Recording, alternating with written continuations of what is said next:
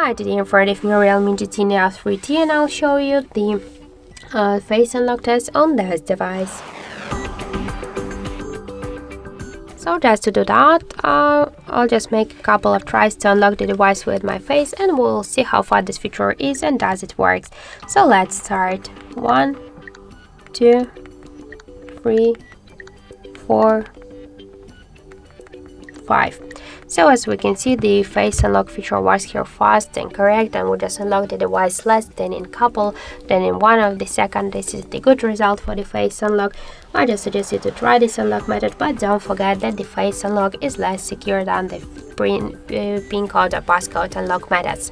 So that's it. Thank you for watching, and if you find this video helpful, don't forget to leave a like, comment and to subscribe our channel.